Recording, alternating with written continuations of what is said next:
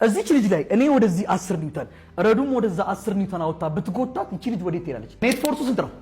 እኔ ወደ 10 በዚህ ሷ ወደዚህ በ10 ስትጎት ኔት ፎርስ ስንት ነው? 0 ኒውተን ሰከንድ ሎ ምን ነው ስቴት የሚያደርግልን የአንድ ቦዲ አክሰለሬሽን ቀጥተኛ ዝምድና አለው ከምኑ ጋር ቱ ዘ ኔት ፎርስ። አክሰለሬሽን እና ፎርስ ቀጥተኛ ዝምድና አላቸው ወይ? የላቸውም። ግን ኢንተራንስ ላይ ግን ከመጣ ለምሳሌ ኤ ከፎርስ ጋር ቢ ከማስ ጋር ሲ ከሞመንተም ጋር ምናምን ካለ ኤ ብለህ ሙላው። ግን ኤ ከፎርስ ጋር ብሎ ቢ ከኔት ፎርስ ጋር ካለ ግን ከኔት ፎርስ ጋር ነው ትክክለኛው መልስ እንጂ ከፎርስ ጋር አይደለም። ቢኮዝ ቅድም እኔም በ10 ሷም በ10 ስበናት ልጅቷ ምንም አክሰለሬት አላደረገችም።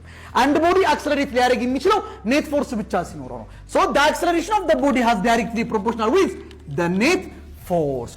አክሰለሬሽኗ ደግሞ ኢንቨርስሊ ተቃራኒ ዝምድና 1/, እስከ ማሱ ጋር ደግሞ ተቃራኒ ዝምድና አለው። ፎር ኤግዛምፕል ኔት ፎርሱን ኢንክሪዝ ባደረግን ቁጥር አክሰለሬሽኑ እየጨመረ ነው የሚመጣው። ለምሳሌ እዚህ ይሄንን ጠረጴዛ እኔ በ10 ኒውተን ስገፋውና በ100 ኒውተን ስገፋው እኩል አይደለም የቬሎሲቲ ለውጥ የሚያመጣው። ኔት ፎርስ በጨመረ ቁጥር አክሰለሬሽን ይጨምራል። ኔት ፎርስ ሲቀንስ ደግሞ አክሰለሬሽን ይቀንሳል። እቺን ዲስክ ብቻ ስገፋት የምትሄድበት ፍጥነትና እንደዚህ አይነት 10 ዲስክ ስገፋው የሚሄድበት ፍጥነት እኩል ነው? የተለያየ ነው። አንድ ሲካፈል ለትልቅ ቁጥር ትንሽዬ ቁጥር ነው የምናገኘው። እቺ ቁጥር ደግሞ ባነሰች ቁጥር አንድ ሲካፈል ለትንሽ ቁጥር ትልቅ ቁጥር ነው የምናገኘው። ሶ the acceleration the mass has inversely proportional። ከዚህ በመነሳት ኔት ፎርሙላ ክሬት ማድረግ ስላላችሁ አክሰለሬሽን እቺን ወደ ኢኩዌናል ምልክት ብትቀይሯት እዚህ ጋር ማለት ኔት ፎርስ እዚህ ጋር ምን አላችሁ 1/, mass which means acceleration is equal to ኔት ፎርስ ባንድ ቢባዛ ምን ይመጣል? ኔት ፎርስ ይመጣል። ከስር ምን አለች?